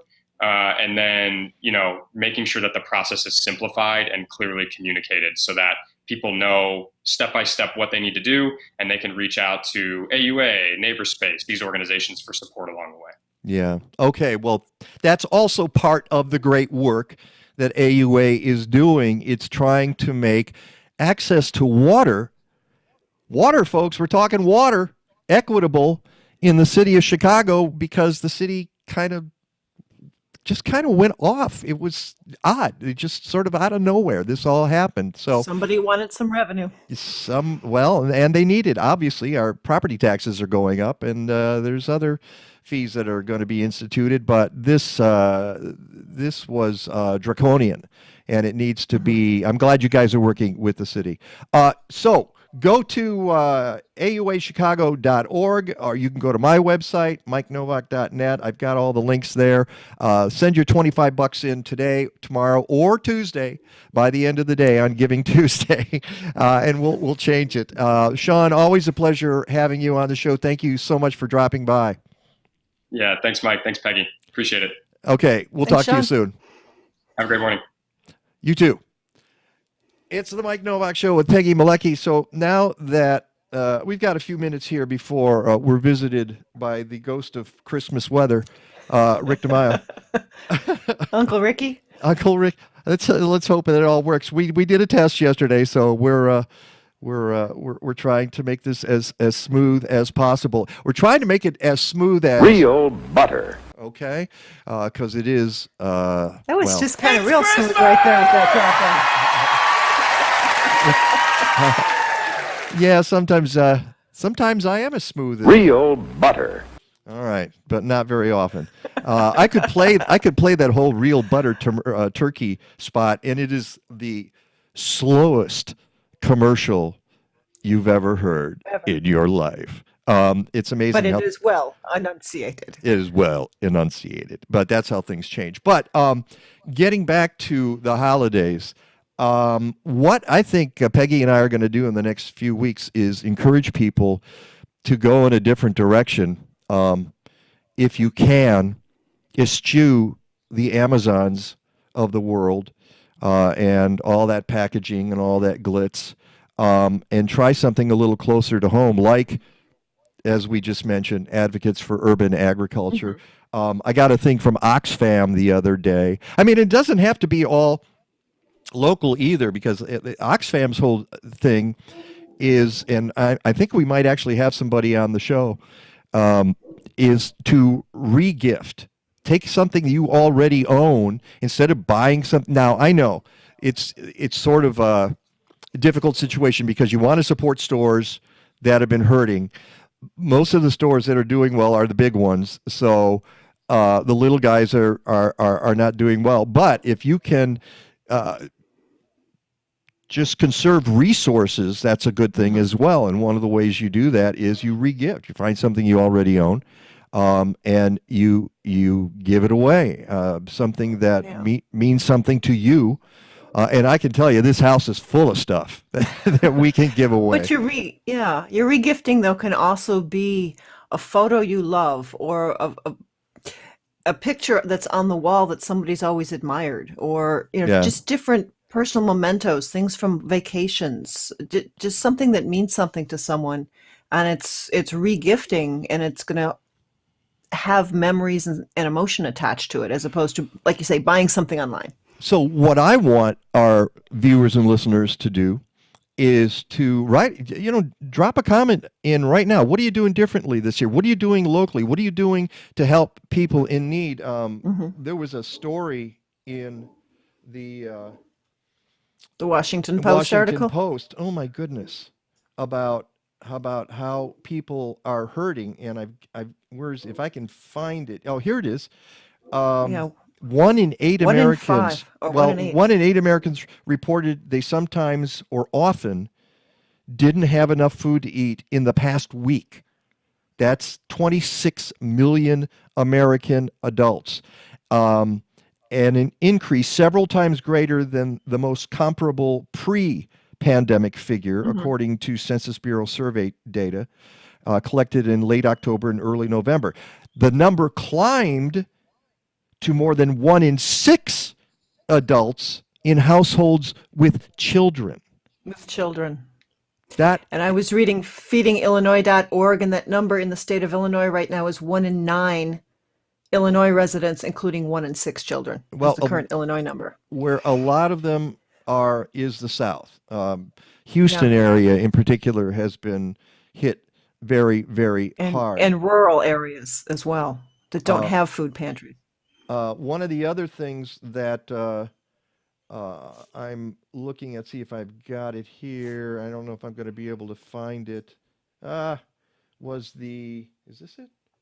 No, I had it up. Was something Kathleen said. Go ahead, Peggy. Yeah, while you're looking, and we were talking Giving Tuesday, I just checked some local resources last night. Greater Chicago Food Depository, which is chicagofoodbank.org. If you give any amount on Giving Tuesday, it is a double match. So if you were to donate 25, it would be 50 to helping local food pantries. And as we've had with several guests on the show in past years, donating money goes much further in many cases at a food pantry than bringing canned goods, because they're able to get produce and food and canned goods at a better rate. Yeah, that's a really good point that I'm not sure a lot of folks understand, is that they can do it much more efficiently than you can. And if you don't want those lima beans in the can of lima beans in your pantry, the average family is not going to want the can of lima beans either. So just something else to keep in mind. And something else, if you are donating food, there are a lot of people with allergen sensitivities and gluten-free. Those foods are needed as well by many families. Yeah. It's not just the bottle of peanut butter. So what I'm encouraging our listeners and viewers to do is send us your ideas. What are you doing this year? What have you heard about? Perhaps it's even something that we can do on the show, that we can book on the program or just talk about and get alternate ways of celebrating the holiday. Hold on, there's Mr. DiMaio now coming in. Or as someone posted, the ghost of Christmas weather. The ghost. Somebody posted the ghost of Christmas weather. Okay, let's see if the ghost of Christmas weather has. There's Sean. There we are. I've got the forefront read here too when we need it. Is the ghost of Christmas weather on the line there? Rick, are you with us? Yeah, I didn't realize I was a ghost, but I'll take that. Well, we're just talking about the holidays here, and the ghost of Christmas past, present, future, and weather. That's one of the other things. Hang on, Rick. We're going to take a short break here, and when we come back, we will have Rick DiMaio with whatever he's got for us for this week. It's the Mike Nowak Show with Peggy Malecki.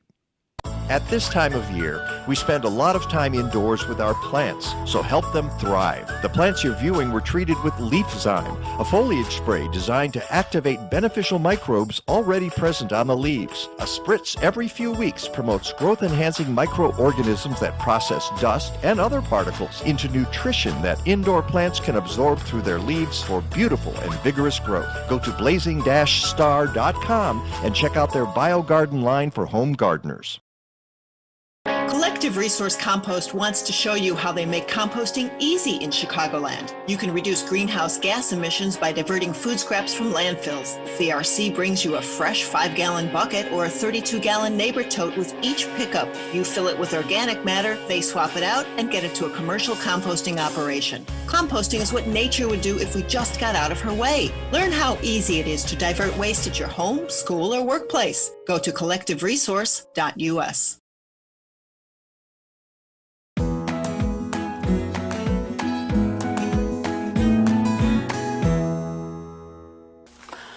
Hello from Happy Leaf. This is BJ Miller, the horticulturist here on staff. Now that we've put away our gardens for the winter, it's time to start indoor gardening. The best way we can help you be successful with indoor gardening is to provide you with a really great grow light. There are a lot of choices on the market, and it can be extremely confusing to decide what you need. Our goal here at Happy Leaf is to provide you with a light that lasts a very long time and makes your plants really happy. We have several satisfied customers, including our friends Mike Nowak and Peggy Malecki, because we have specifically designed a light that is versatile, it's very effective, and it is extremely simple to use. Our lights are perfect for seed starting, but you can do so much more, especially these months of the winter. You can supply yourself with your own leafy greens and herbs, grow lots of different types of vegetables, keep your small fruit trees thriving, and your houseplants will think you've sent them for a day at the spa.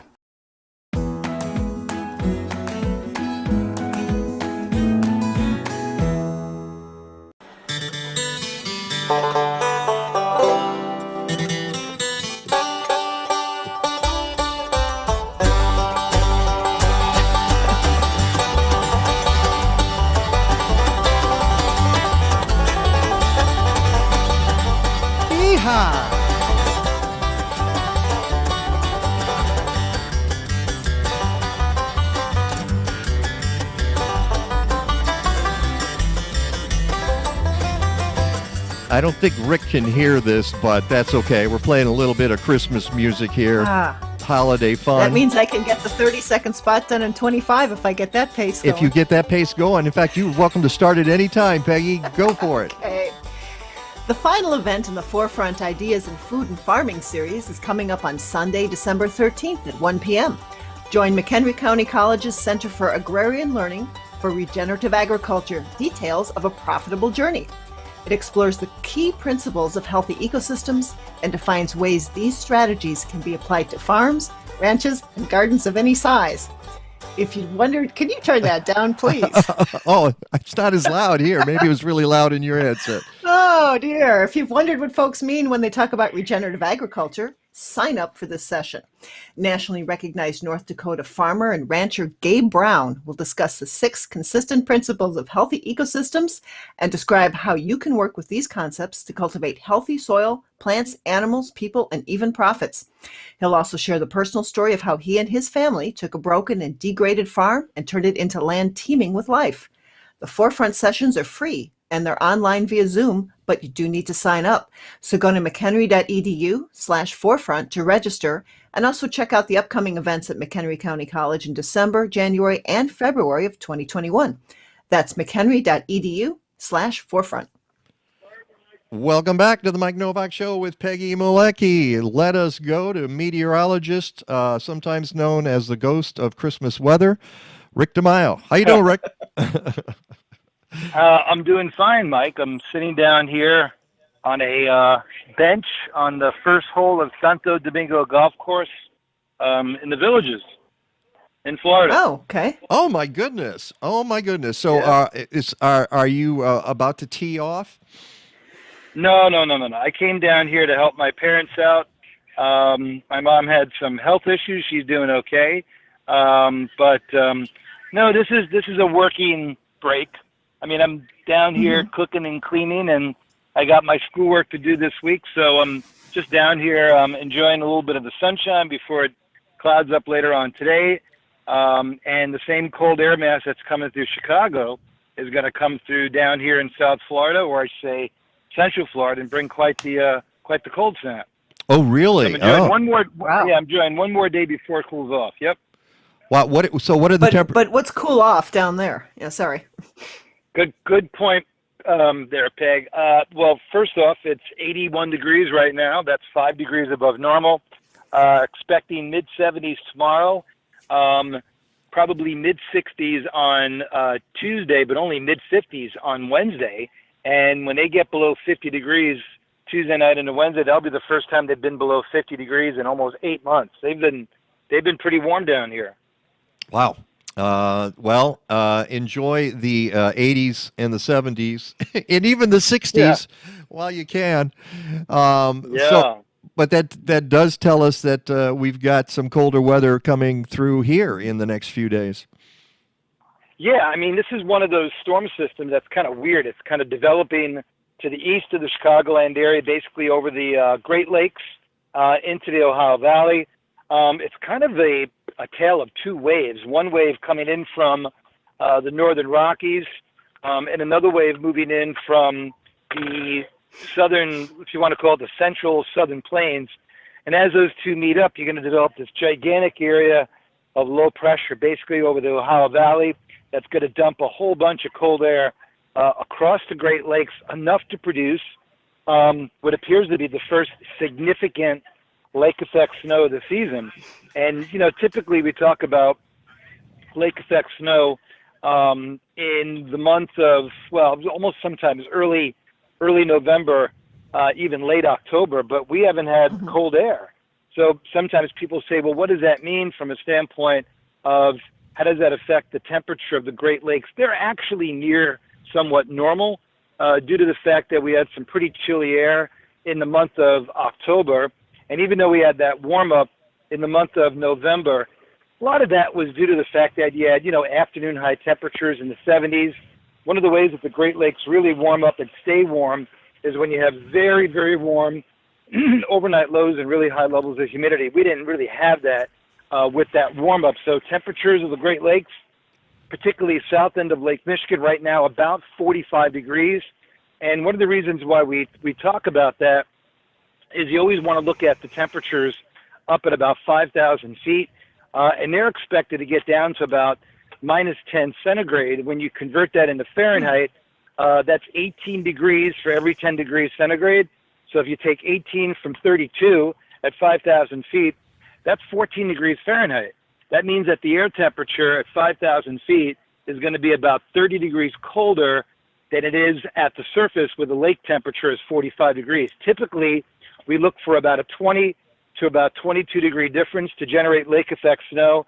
And when you get 35 degrees, that means that your atmosphere is loaded with instability. So there's going to be quite a bit of not only lake effect snow, but also probably lake effect rain downwind of Lake Michigan to start the event. But it looks like it'll turn over to all snow. But this is actually good for the Great Lakes, because when you get this much cold air early in the year, you get a lot of evaporation. You can easily lose about 2 or 3 inches of water off the Great Lakes. And that means that the lake levels, which have been coming down somewhat pretty much since about the middle of summer, will go down again over the next week or so. So even though people go, oh, this is terrible, you're getting lake effect snow, you're getting a lot of cold air, when you get evaporation off the lakes this time of the year, that helps lower the Great Lakes, which is what we need, because as we all know, they've been historically high over the last couple of years.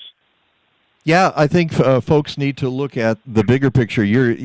When they talk about, oh no, there's snow. Well, it's December, first of all, or it's about to be December, and you expect that. But as you said, if you look at the mitigation that folks have had to do because of the water levels in the lakes in the last year, this is a really good thing. And does it bode well for the rest of the winter? You know, that's obviously too early to say, but speaking of mitigation, Mike, if you go to Gilson Beach up around Wilmette, they've literally added about 15 to 20 feet of beach by taking back the beach into the parking lot area. So normally you would think you would add to the beach, but we realized that putting more sand into the lake doesn't help. They've learned that before. Just drift to the next beach. I mean, Peg, it was hilarious. A couple of years ago, they added all the sand to Lee Street Beach and Clark Street Beach in the Evanston area. I'm looking at this and going, it's just going to wash right back into the water. And pretty much that's exactly what they did. But up around the Gilson Beach area, I was there a couple of weeks ago, and they've literally taken back the beach. They've gone back into not into the parking lot area, but they've gone in the direction of the parking lot by taking out some of the vegetation there, knowing quite well that the lake is most likely going to go back up in that area once you get a big storm. But you go down into Evanston, and they've spent a lot of money on putting these really, really large, they look like gigantic trash bags of gravel, pretty much all the way from about the south end of Northwestern, all the way to like the north end of Chicago, right there by, I believe it's South Boulevard. So it would be interesting to see how much the city of Evanston paid for that, or whether or not they got any help from either the state, the county, or the federal government. But this is what is being done now, Mike and Peg, to mitigate the fact that you are continuing to lose shoreline due to the fact that our winters have gotten warmer and our springs have gotten wetter. And I continue to see barges as well doing remediation further north too. Sorry, Mike. Yeah, no. Barges, you mean like bringing down areas of gravel, stuff like that? Yeah. Well, that's what I was going to ask you, Peggy, is like, what have you seen, because you're up there along the lake, in terms of lake levels? They're still pretty historically high, aren't they? Oh yeah, they're very high up here, and they're just it's been kind of a gradual, as it goes up, kind of gradually removing in many cases a lot of the shoreline. You can see a lot more erosion, but again, as Rick says, if we start getting the winter storms without the lake levels going down, you'll see a lot of damage very fast. I was watching. I heard somebody talking yesterday, Rick, about the winds that are going to be coming down the lake into Indiana, and some of those waves in the next day or so are going to be pretty high. Yeah, that's another thing to talk about. I mean, I know the good thing that I'm talking about is the fact that the lake levels are going to drop due to evaporation. But before that happens, or I should say while it happens, You're going to get 12 to 13-foot waves in the center of the lake. And because this is going to be a long-term event, meaning that it's going to go on for probably 2.5, if not 3 days, you're going to have massive beach erosion on the south end of the lake and probably also along the southeast part of the Cook County area. I think more so central and north, probably not as much, but still, anytime you have somewhat of a slight north to even northeast wind, the wind always seems to bend and kind of push, westward a little bit. So you're going to have beach erosion, and probably I would not be surprised to maybe have some flooding along the lakefront path, pretty much from about Oak Street Beach down to about, say, 57th Street Beach. But without a doubt, this is going to be more of a northern Indiana and southwest lower Michigan event. And it was interesting to note, just last week on the front cover of the Chicago Tribune was the fifth in a series of 5 reports by the Tribune about climate change and the Great Lakes. Now, I have my issues with this particular article because it basically talked all about one thing, and that was high lake levels. Well, clearly we know that climate change does not just produce high lake levels, it also produces record low lake levels as well, as we saw back in 2012. So people need to realize that even though this article focused mainly on high lake levels, low lake levels are also a bit of a something that actually occurs when you have such high degrees of variability. So I just wish the author would have talked more about that and presented more, I think, discussions relating to rainfall and drought and climate variability as opposed to talking about one thing. Maybe that's all they wanted to talk about because that's obviously the thing that everybody is looking at, which is a high lake level. Maybe that was the reason. But if he would have been a student in my class, I think I probably would have given him a B- on that. Wow. Sorry to say this, but he didn't tell the whole story. You're a hanging judge. Okay. But it also, what I've realized, and we were talking earlier with Niki Jabbour, who's, by the way, she was on earlier and she lives in Nova Scotia.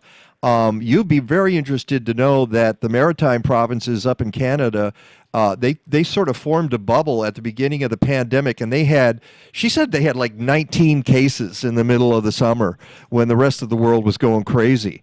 So it shows that you can be smart and protect yourself from that. But she's up in Nova Scotia, and she's the same basically hardiness zone that we are in Chicago because of Isn't that amazing? It is. Yeah, and she's about, I was looking in the maps.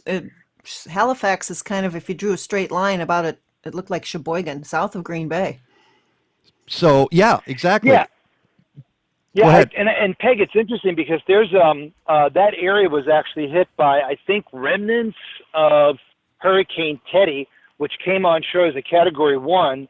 And if you look at that area of Nova Scotia, there's not a lot of forested area, mainly due to the soil, but it does stay rather mild due to the fact that you have a lot of storms that move up in that direction.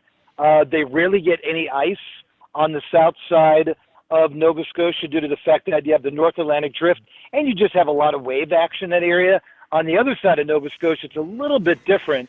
But yeah, Halifax is actually a kind of climate that's somewhat similar to, I want to say, maybe Vancouver or maybe even almost Juneau, Alaska, even though they'll get pretty darn cold with these Arctic air masses that come through. They probably don't have the real severe lingering Arctic cold that we have here in Chicago. So we're more continental, they're more maritime. Right. But it's interesting, they'll probably get a tropical storm or a hurricane maybe once every 5 years. We'll see one maybe once every 20 years. Yeah. So yeah, they've had a very interesting summer season as well due to the extended hurricane season. Yeah, she's got a lot of these enclosed spaces there, hoop houses and that sort of thing. And one of the things she talks about is hurricane force winds that they have to sometimes. We don't usually have to deal with that here in Chicago. But no, and don't forget, they'll get hurricane force winds even with the nor'easter. They don't have to wait for a hurricane to get hurricane force right, winds. right. And because she was talking about the weather there, and made me think, I've got beets still out in my yard that are still leafy and green and some charred, but after the next night or so, I'm going to have to get those out of there because we're going to get below freezing. Yeah, it's an interesting climate. I think that's one of the cool things about those provinces of Canada, Nova Scotia, Newfoundland, particularly along the coast. I mean, they're abundant in sea life, obviously. If you play it right, you know how to work your agriculture with the warm temperatures. You may not get, the intense sun that we get, obviously, during the summertime, but their growing season is probably longer than ours. And in some years, they definitely take advantage of it. Speaking of hurricanes, typically you look at November 30th, Mike and Peg, as the end of the hurricane season. And with Hurricane Iota just a couple of weeks ago being the 31st named storm of the year, which is, well, actually the 30th named storm of the year, that put our ACE, which is the accumulated cyclone energy, up to about 175. Normal is about 105. It'll go down in the book as the sixth most, if you want to call it, energized season. 2005, when we had 27 named storms, was up at about 250, but that's because we had 4 Cat 5s. Oddly enough, we had to wait all the way to Hurricane Iota to get a Cat 5.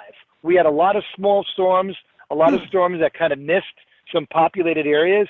But what it also showed us was that we had a really early start to the season, a really late end to the season. And if you look at the breadth of where these storms actually made landfall, I mean, you went all the way from Central America all the way to Halifax, Nova Scotia, and there were a couple of storms that actually reached the coast of Portugal. And it was amazing how scattered the number of storms were, not so much in like a certain channel as we saw in 2004, 2005. So we can kind of, be thankful that even though we had a very energized season, it didn't really cause a lot of damage and certainly didn't cause a lot of death. So that's something to be thankful for. But at the same time, it's definitely a bearer of potential bad news as we head into the future. More and more of these longer lasting, wider, seasonal strikes as we head into a period of above normal temperatures, not only over the oceans, but also over the land masses as well. And by the way, I was just checking the facts on this because Nikki wrote in her book that just came out that her growing season averages about 140 days, 140 per year. In Chicago, we get about 170 days in outlying locations, up to 200 in the city itself, like in my own backyard. In the heat island. It's about I think it's averaged about 185 right along the lakefront there. Yeah. But yes, it's 145. I thought it'd be maybe a little bit higher up there. I guess that's because of the fact that it starts out so late. Yeah. Due to the fact that the ground is probably pretty darn cold, even as you head into the month of April. But still, at that latitude, that's not bad. I like to see what it is at other latitudes once you head further west. Yeah, it's probably She did say pretty. it was a zone 5B, though. Yeah, so that's Chicago basically, except right along the lake. Sometimes we're considered Zone 6A right along the lakefront. So speaking of cold weather, it's coming our way. I'm going to have to get my beets either covered or bring them in and harvest charred. How cold is it going to get in the next few days? In fact, that can lead us into a forecast, Rick. Yeah. So again, this big area of cold air is likely to kind of come in slowly. Probably today is going to be the last nice day where we have temperatures in the mid 40s. I mean, yesterday we made it up to almost 50 degrees with sunshine. It was beautiful for, the end of November. So I'm thinking most likely by this time tomorrow, we'll probably have temperatures maybe 36, maybe 37 degrees with a fairly strong wind. And because that wind is going to be coming somewhat off the lake with a lot of cloud cover, we're not going to see a freeze in Chicago Monday night. We may get it into Tuesday when the atmosphere begins to dry out a little bit and you get a little bit more of a land breeze. So 35 to 40 tomorrow night, or say 35 to 40 during the day on Monday, maybe 33 to 35 for an overnight low. Monday to Tuesday's high temperature maybe near 40 due to the fact that we'll still have, a little bit of a lake air mass over us, but most likely mid to upper 20s Tuesday night into Wednesday. Wednesday does appear to be chilly, high temperature about 40 degrees. But you know what, guys? Beginning Thursday, Friday, and Saturday, the cold air mass moves off to the east, and we get right back in the west-southwest flow. So by this time next weekend, we could be talking about temperatures maybe even close to 50 degrees. Wow. And it's probably difficult to remember, but 2 years ago, on the Sunday after Thanksgiving in the year 2018, we were under a blizzard warning. There was 13 inches of snow at Rockford. There was 8 inches of snow at O'Hare, 4 inches at Midway, and that started what was generally our winter. So the last 2 years, in 2018 and 2019, winter pretty much began right around the middle of Thanksgiving, if not the last week of November. This year, it still looks like we'll get one more warm weekend before we may get some cold weather, but I still don't see anything in the way of any blocking pattern or any cold weather that's going to last any time long.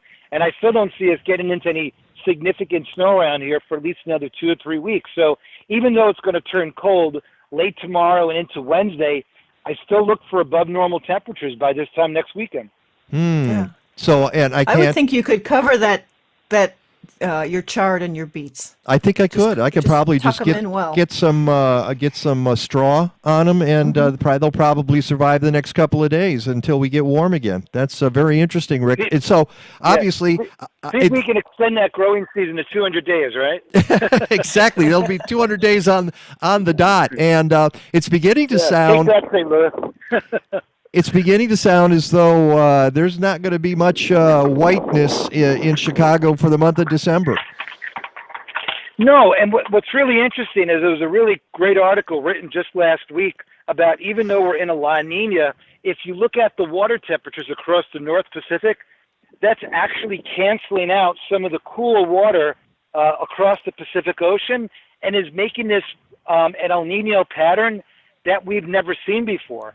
And now we're thinking about, some of these long-term forecasts that you're trying to look at as past events don't have any, true examples of, okay, that happened in the past, but this is not the same sort of type of pattern because you're having the warmer ocean temperatures in the North Pacific and also the North Atlantic. So again, forecasting now out into the future is a little bit more difficult, but as you alluded to, Mike, I don't think anything in the way of any deep snowpack coming at us anytime soon. Well, this is not your mother's La Nina. Okay. Not at all. All right. Rick, thank you so much. You have a good time. Please give our love to your parents, and I hope everything goes well down there, and we'll talk to you next week. Sounds good. I'll be here in Florida until the 7th of May. 7th of May. I wish. The 7th of December. The 7th of December. Oh, dear. You can stay down. Hey, put it this way.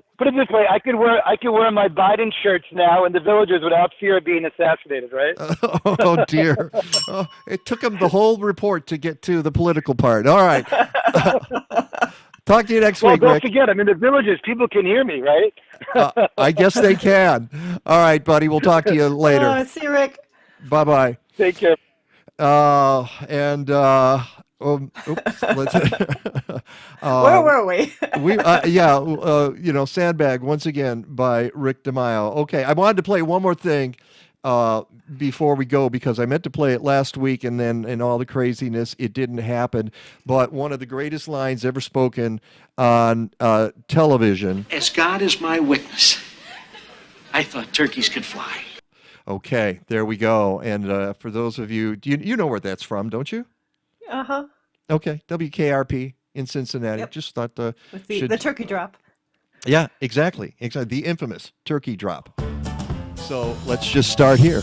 Want to thank everybody who was on the show today, as always. Nikki Jabor, go pick up her book, give it to a friend, give it to yourself. You're going to appreciate it. Sean Ruane from Advocates for Urban Agriculture, help them out. Don't forget to send us your tips on what you're doing differently for the holidays. We appreciate that. Let's thank Kathleen. Let's thank Kayla. Rick DiMaio, of course. Basil the dog, who I heard a little bit of during the show. Woof. And Lagata the cat. Yeah. Until next time, go green or go home. Stadler? Yeah, what? Is that it? Yes, it's over. How'd you like it? I don't know. I slept through the whole thing. Well, you didn't miss much.